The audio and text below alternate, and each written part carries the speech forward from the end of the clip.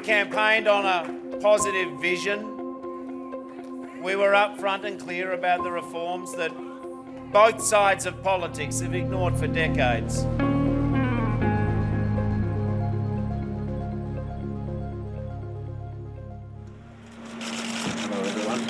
Losing an unlosable election takes some getting over. There's grief and guilt, the need to unbundle all the things that went wrong and work out where you go next. We didn't get enough votes. In the immediate aftermath, there was a need to somehow fit the loss into a further campaign for a new leader. We didn't do a good enough job of explaining how our policies benefit people. Franking credits was a controversial policy for which, no doubt, we lost some votes. But I don't accept it's why we lost the election in entirety. 4 months later, Labor is still grappling with what went wrong, but more importantly, what it means for the future. Party elders, former South Australian Premier Jay Weatherill and former Federal Minister Craig Emerson are leading a review. This was a very serious loss, a devastating loss. As you said, our third in a row against a government that was a poor government. This wasn't losing against John Howard at the peak of his powers. This was losing against a government the Prime Minister himself had described as the Muppet Show.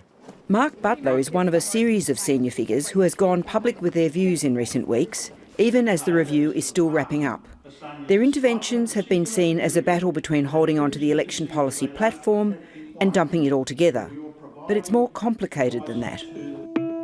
We can do better than this. What has perhaps most perplexed Labor is that its past mastery of basic campaigning fell apart in 2019. For example, its social media policy is widely acknowledged to have been a disaster, yet it had utterly dominated this space in the previous election in 2016.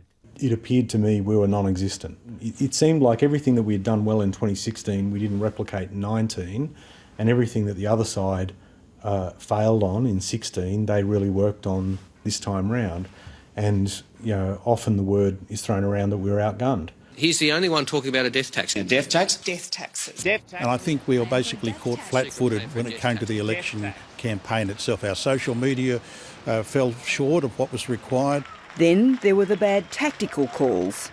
Did you forget it, or did you fail to adjust for a different leader, that you were fighting a campaign still against Malcolm Turnbull? Well, there is always an element that no battle plan survives contact with the enemy, as they say in war, but also in politics.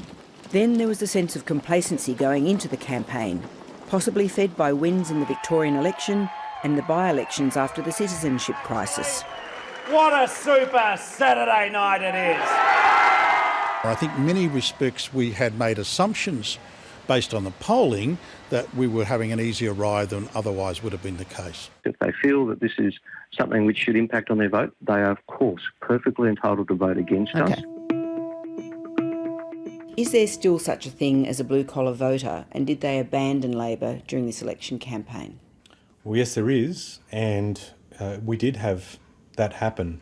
It's a matter of degrees, obviously, but I saw in the constituency I represent in Western Sydney, out in the seat of Chifley, we had suburbs, big swings against us. It's the traditional Labor voter that moved. Well, statistically, what you find is that the big swings were to the far-right minor parties, which then channeled preferences back to the Liberal Party. Perhaps the most contentious question, though, is about the policies Labor took to the election. If you're talking about the Labor Party and why it lost the election, it failed to understand the middle-class economy that Bob Hawke and I created for Australia. Religion has also been seen as an issue that cost Labor votes. But MP Ed Husic, whose seat in Western Sydney contains big religious communities, doesn't agree. Well, I've been very reluctant to take off-the-shelf responses or reasoning as to what happened. Sure, in some electorates, the issues of faith and the concerns of older voters absolutely would have played out. But in my neck of the woods, it may not necessarily have been that case. Healthcare, where we had a very sharp campaign in 2016 that didn't necessarily get replicated here in the 2019 election. In suburbs that moved strongly away from us, these are white working class suburbs. The elephant in the room about Labor's review of the election campaign is the role of the leader, Bill Shorten. Rightly or wrongly, the Australian people didn't warm to Bill. They didn't particularly like him and they didn't trust him. Is he the elephant in the room about the election outcome? Well, I mean, we've got a new leader. Bill decided not to contest the leadership after the election, and I think now we're looking really at the policy and the campaign aspects of the election in May, as it should be. The choice that Labor must make has sometimes been seen as a choice between dumping all the big spending policies or keeping them. But once again, it's more complicated than that. If we're going to spend money, you've got to raise it. We've already indicated that we're reviewing all our policies, yet we've also committed to increase spending in new areas, for instance, in regard to New Start. Now, that's, in my reading, the last costings that I saw, that's about $13 billion worth. We thought deeply about the challenges confronting Australian society. We came up with a range of ideas and policies to address that. Just because we lost the election does not mean that those challenges disappeared. If anything, the pressure is on for us to re-gear or to regroup around that, because the coalition aren't going to address these things. And by that I mean, people grabbing me by the arm in the street saying I can't keep working casual jobs all the time. As soon as the election was over, Mr Whitlam started putting some of his election promises into effect.